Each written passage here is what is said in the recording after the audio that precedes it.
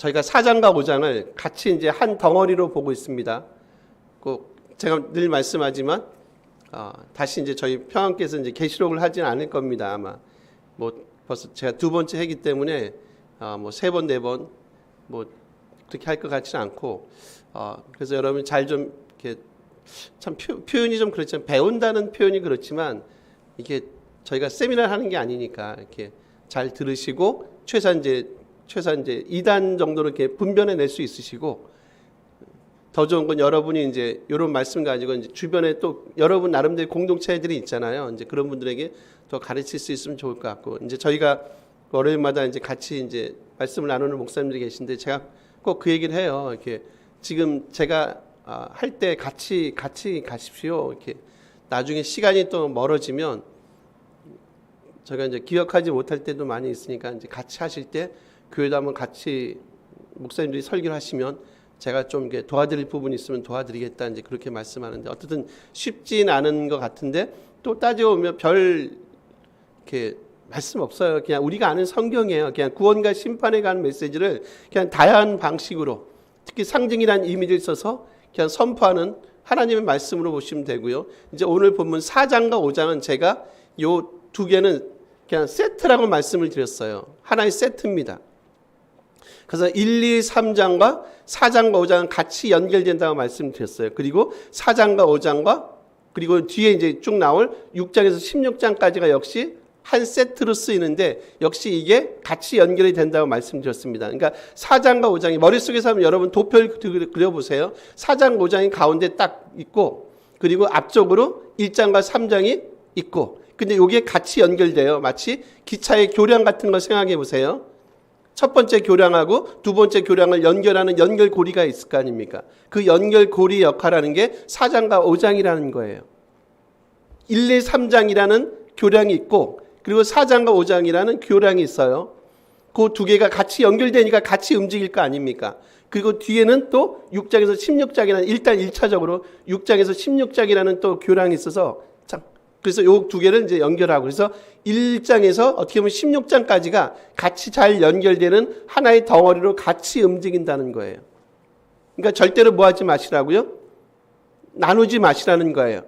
현재고 과거고 현재고 미래고 같은 식으로 절대 나누지 않는다. 절대 나눌 수 없다. 절대 나눌 수 없다. 요거 이제 큰 그림을 머릿속에 갖고 계시고 저희가 지난번에 24장로에 대해서 봤습니다. 24장로는 제가 뭐라 그랬죠? 일단 숫자 쪽에 초점을 두시라고 얘기했어요. 24장로는 숫자는 12 플러스 12이라고 얘기했습니다. 12 앞에 12는 구약의 12 지파라고 말씀드렸고 뒤에 12는 12 제자 요걸 합치니까 24 안 나옵니다.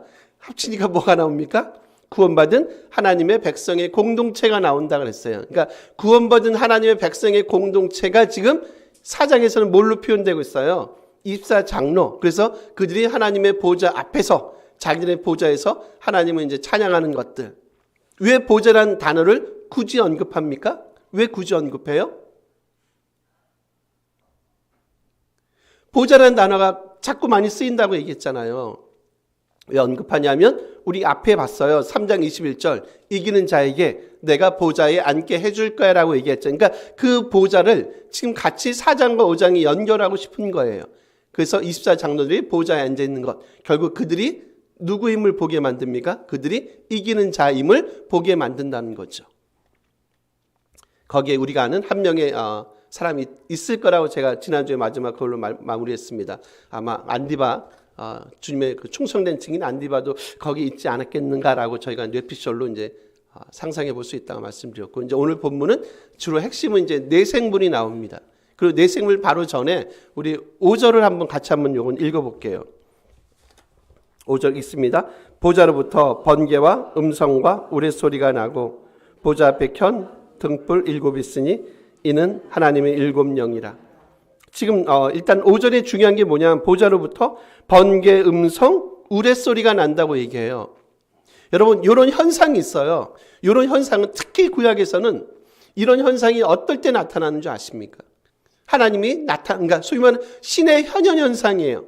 그러니까 하나님의 종말에 나타나실 현상들을 이런 방식으로 설명하고 있다는 거예요. 근데 계시록이 지금 이런 현상을 소개하면서 하고 싶은 얘기가 뭐냐면 이제 하나님이 마지막 오실 때 하나님의 그 종말론적인 나타나심 때 이제 이런 일이 벌어지는데 이런 일은 뭐겠습니까? 이런 일 뭐냐 그냥 심플합니다 여러분. 딱 두 가지밖에 없어요. 끝까지 이기는 자에게는 뭐가 있겠어요? 구원이 있고요. 끝까지 자기 자신을 내려놓지 못하고 세상과 타협하고 이런들 어떠하리 저런들 어떠하리의 삶을 살아가는 사람들에게는 반드시 뭐가 있다고요? 심판이 있을까라는 아주 요한계시록 어떻게 보면 되게 심플합니다. 메시지 자체는 심플한 걸 이렇게 쭉 다양한 각도에서 설명을 하신다고 보시면 돼요. 하나의 스토리를 구원과 심판이 이 땅에 임합니다. 여러분 늘 뭐 하세요? 늘 종말론적인 삶을 살아가셔야 돼요에 대한 말씀을 다양한 각도와 다양한 방식으로 다양한 눈으로 지금 이 그림들을 그려내니까 그 그림들이 얼마나 풍성하고 넉넉하겠습니까? 아, 이렇게 구원받을 자의 삶이 이렇게 풍성하고 이렇게 아름답고 이렇게 좋고 대신 반대로 보시면 심판받을 자들의 삶이 이렇게 곤고하고 이렇게 고통스럽고 이렇게 비참하고 등등의 메시지를 다양한 방식으로 다양한 그림으로 그려내는 게 요한계시록 메시지라는 거예요. 흥미로운 건 저희가 봤던 이 4장 5절의 요 번개, 음성, 우레소리가 요게 딱 계시록에서는 몇 번 씁니까 여러분? 4번밖에 사용을 안 합니다. 제가 그때 한번 했을 것 같은데 기억이 안 나시죠? 4번밖에 사용을 안 해요. 딱 4번밖에 요 표현을 씁니다. 8장에 쓰고요. 나중에 다시 설명할 8장이 사용되고 8장 5절입니다. 11장이 사용돼요. 11장 19절입니다. 그리고 16장 18절 21절이 사용돼요. 그게 무슨 특징이 있냐면 인심판이 마지막 끝날 때 7번째 인심판 때 이런 현상이 나타나고요. 그 다음에 두 번째 11장 19절은요. 7번째 나팔이 끝날 때 7번째 나팔 현상 나팔이 끝날 때 그리고 마지막 16장 18절 21절은 7번째 대접이 끝날 때 그러니까 마지막 심판 3개 시리즈 있잖아요. 그게 뭐죠? 뭡니까? 물론 아직 끝나진 않았지만 그래도 그 정도는 알고 계시죠. 인이 있고 나팔이 있고요. 순서가 인, 나팔, 대접 요게 7번 각 7번째 심판 때 인의 7번 나팔의 7번째 그리고 대접의 7번째 이런 현상이 드러난다는 거예요. 왜 그렇다고요? 마지막이니까. 마지막 심판이니까 당연히 하나님의 뭐가 나타나는 게 맞습니까? 종말론적인 나타남, 그분의 신적인 현현현상이 나타나는 게 맞죠. 반드시 이런 일은 일어날 겁니다. 반드시 일어나요. 왜 반드시 일어나는 것을 확증하는 게 있죠. 오늘 본문에 보면 여러분 뭐가 있겠어요? 반드시 이렇게 일어난다. 너도 내 말 거짓말 아니다. 이건 신화도 아니고 소설도 아니다. 반드시 이렇게 하나님의 백성에게는 구원과 또 반대편에 있는 저런 사람들에게는 반드시 하나님의 심판이 반드시 일어날까를 확증하는 게 있어요. 이 심판 사건이 이 하나님의 현현의 현상이 어디로부터 나옵니까 여러분? 4장 5절이잖아요. 어디로부터 나옵니까? 보좌.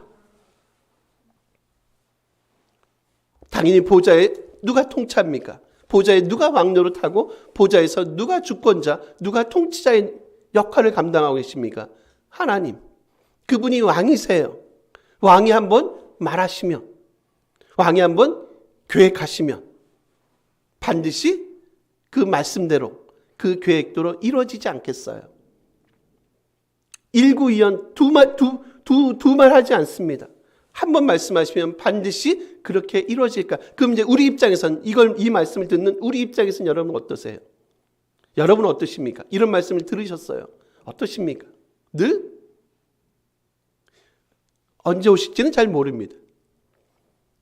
뭐 올 연말에 오실지 내년에 오실지 아무도 몰라요. 당연히 그런 말 하는 사람들은 당연히 사입이죠. 모릅니다. 아무도 모르는데 이런 말을 여러분 이런 말씀을 들으셨어요. 어떤 마음이 있으세요? 전 그렇죠. 늘 그분 앞에서 종말론적인 그러니까 오늘이 마치 마지막인 것처럼 의 삶을, 종말론적인 삶을 매일매일 살아내시는 거죠.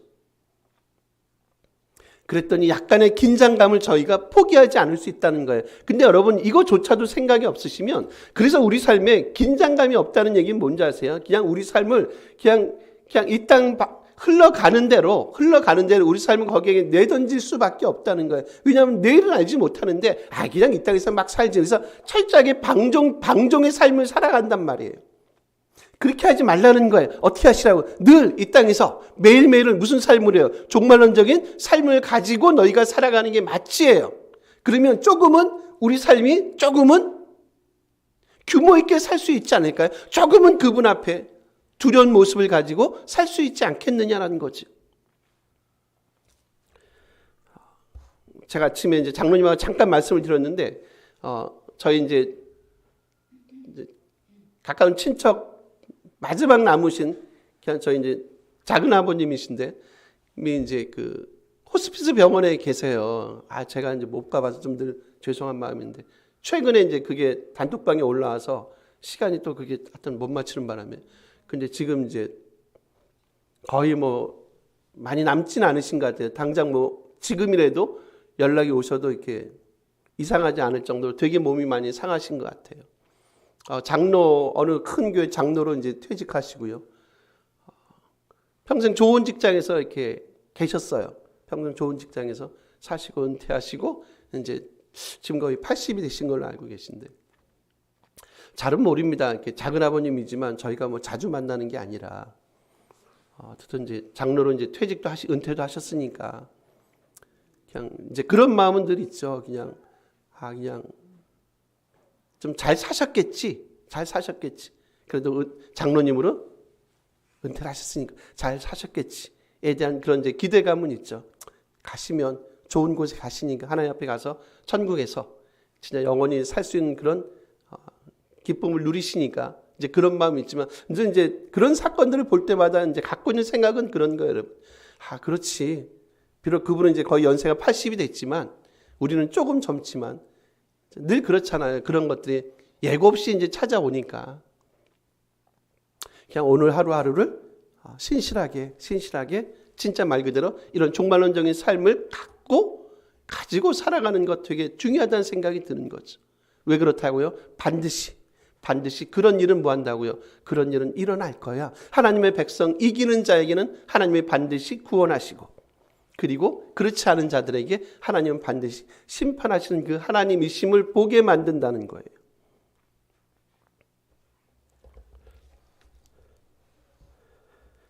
이런 우리 삶의 좀 몸부림들이 우리 가운데 좀 있었으면 좋겠습니다. 다시 말씀하지만 계시록은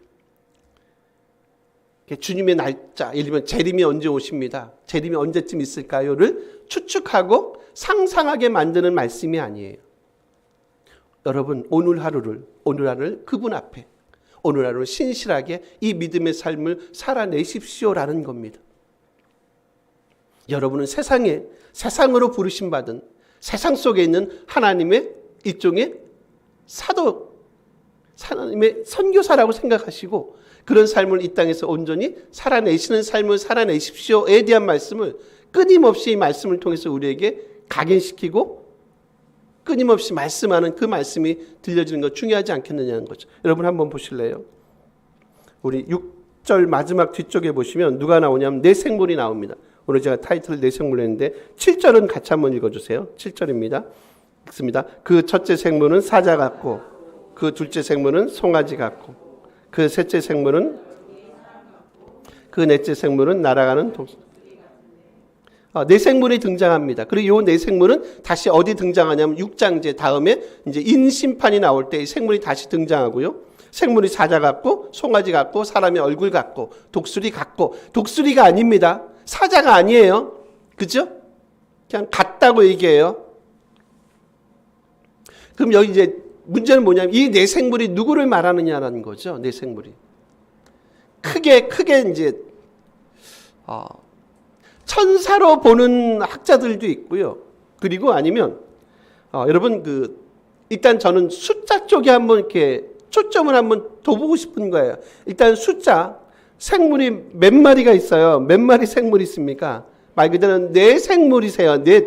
숫자 넷은, 숫자 넷이 가리키는 메시지가 있죠. 숫자 4는 뭘 말하죠? 예? 그냥 그래요. 이렇게 기억하기가 힘드시면 제가 그랬죠. 동서남북을 생각하시면 돼요. 동서남북. 사방팔방이세요. 즉 그게 뭐냐면 온 땅이다. 온 땅 내지는 전 세계, 온 세계 피조물을 가리킨다. 라고 보는 거죠. 결국 하나님의 보좌가 앉아있고 머릿속에 이제 상상을 해보세요. 하나님의 보좌가 있고 그 보좌 주변에 누가 있습니까? 24장로 누가 있습니까? 24장로는 누구예요? 구원받은 하나님의 백성의 공동체가 그 보좌 주변에 쫙 있는 거예요. 그리고 또 다른 하나 누가 있어요? 내 생물 누굽니까? 온 땅의 피조물들. 이게 왜 그러냐면 여러분 첫 창조를 생각해 보시면 돼요. 첫 창조 때 보시기에 좋으셨어요. 온 땅을 지으시고 하나님이 보시기에 좋았어요. 후렴구입니다. 그죠? 보시기에 좋았습니다. 보시기에 좋았습니다. 후렴구처럼 반복이 돼요. 근데 이 온 땅조차도 사람만이 아니라 이 온 땅조차도 어떻습니까? 전부 다 무너졌어요. 죄란 놈이 들어와서 전부 다 무너지기 시작했습니다. 무너졌어요. 다시 이제 마지막 새 창조가 시작됩니다. 새 창조가 시작되면 하나님의 사람들이 회복이 될 거고요. 그리고 이제 이 망가진, 죄로 망가진 이 땅도 그리고 이 온 세계 피조물도 다시 뭐합니까? 다시 회복될 거예요. 그러니까 지금 이 본문을 새 창조 내지는 재창조의 관점에서 보는 거예요. 지금 하나님의 보좌 앞에는요. 구원받은 하나님의 백성만이 아니라 온 땅의 피조물도 하나님의 보좌 앞에서 그분 앞에 서 있는 모습을 보게 만든다는 거죠. 이게 이제 우리가 마지막 구원받아서 누릴 어떻게 보면 이 땅의 완벽하고 온전한 모습일 수 있다는 거예요. 더 이상 그곳에는 뭐가 없어요. 이제 눈물도 없겠고요. 아픔도 없겠고요. 고통도 없을 겁니다. 하나님의 백성들, 이 온 땅이, 온 세계 피조물이 이제 하나님의 보좌 앞에서 그분께 찬양과 경배를 돌리는 그런 일이 아마 우리의 주로, 우리의 메인 잡이 될 겁니다. 더 이상 여러분 집 때문에 걱정 안 하셔도 될 것 같아요. 집값이 오르네, 땅값이 떨어지네, 그것 때문에, 주식 때문에, 비트코인 때문에 더 이상 고통스러워하지 않으셔도 돼요. 이 땅에서는 족합니다.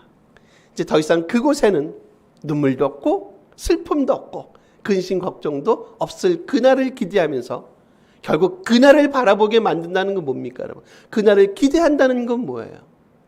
그날을 기대한다는 건 뭐겠습니까? 어떻게 그걸 가능하게 만들까요?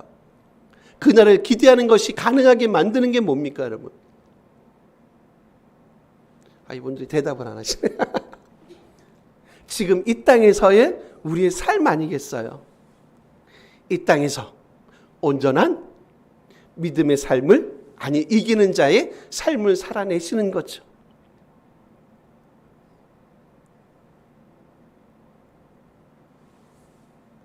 그래서 제가 영원은 언제라고 얘기했어요? 영원은 언제라고요? 영원은 현재라고 얘기했습니다. 영원은 여러분 미래이지 않다고 얘기했어요. 영원은 미래가 아닙니다.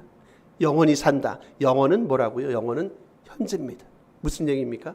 오늘을, 지금 우리에게 주어진 이 시간들을 감사함으로 살아내시는 겁니다.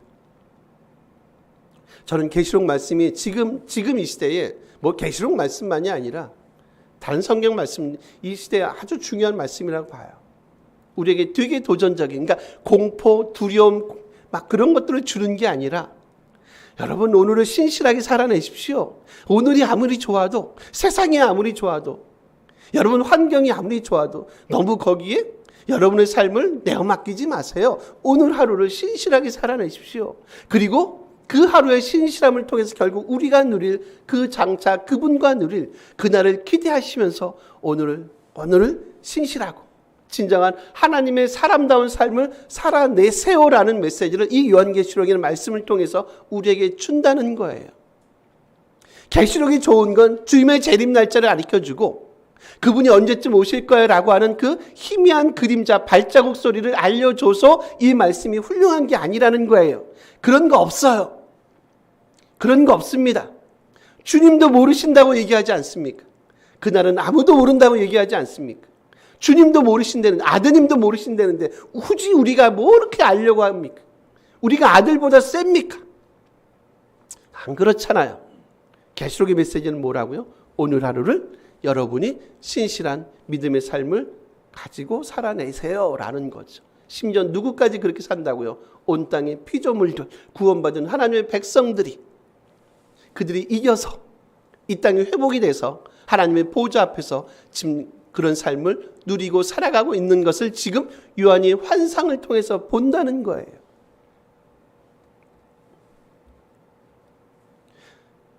지금 힘들지만 그래도 이 땅에서 힘든 삶을 견딜 수 있는 힘과 동력이 되지 않을까요, 여러분?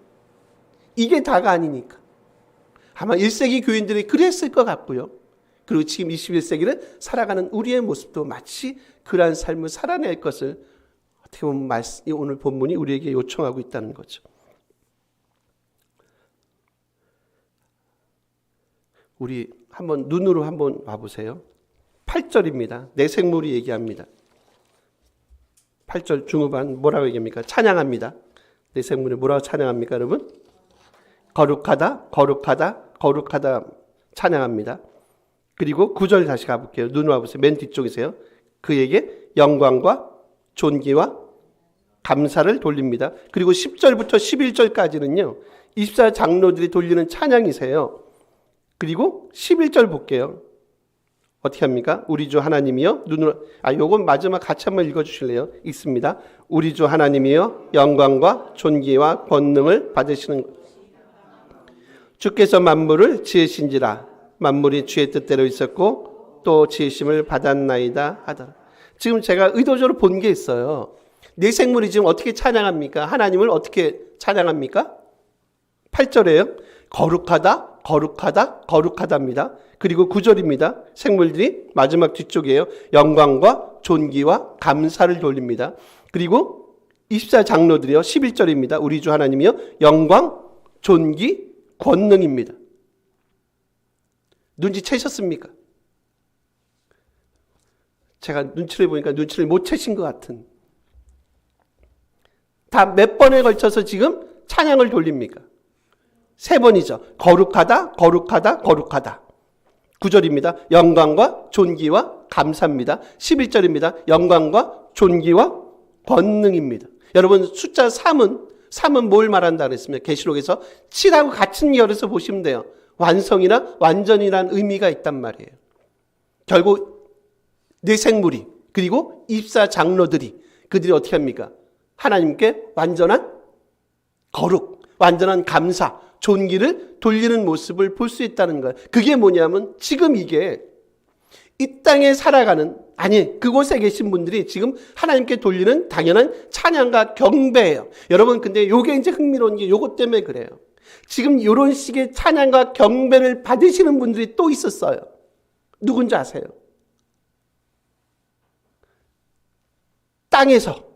땅에서 왕노릇 하고 계시는 분들이에요. 여러분 11절 한번 다시 눈으로 와보세요.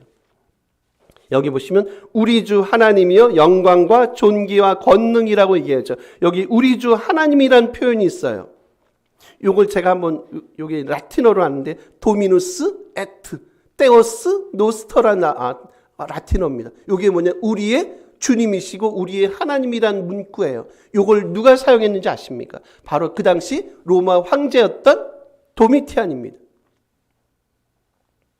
이해하시는 겁니까? 다시요. 우리 주 하나님이요라는 표현이에요. 도미누스 에트 테오스 노스터. 우리의 하나님이고 우리의 주님이시고 우리의 하나님이란 이 표현을 지금 누가 사용했다고요? 그 당시 황제였던 도미티안이라는 사람. 요 두 개를, 그리고 이제 제가 지금 앞에 잠깐 말씀드린 요 두 개를 같이 연결해 보세요. 이 땅에서는 누가 거룩하다, 누가 존귀, 영과 감사, 그런 것들을 누가 받냐는 거예요. 누가 받습니까? 황제가, 로마 황제가, 왕이 받아요. 우리 주, 우리 하나님이여, 이란 이 엄청난 호칭을, 표현을 누가 받습니까? 로마 황제가, 왕이, 세상의 왕이, 그들이 받는단 말이에요. 근데 지금 내생물과 24장로들은 지금 이 표현을 누구에게만 돌립니까? 하늘 보좌에 앉아 계신 그 하나님께 이 표현을 드린다는 거예요. 즉 그 얘기는 뭐냐면 이 땅을 진정으로 통치하고 진정한 왕이 되시고 진정한 주권자가 되시는 분이 누구냐는 것을 다시 한번 24장로 그리고 내 생문의 입술을 통해서 확인하고 있다는 거예요. 누구냐는 거예요. 그분이 누구냐는 겁니다. 로마 황제입니까? 땅의 왕입니까? 세상이라는 놈입니까? 누구냐는 겁니까? 바로 그 보좌 위에 앉아 계신 하나님이심을 보게 만들어요.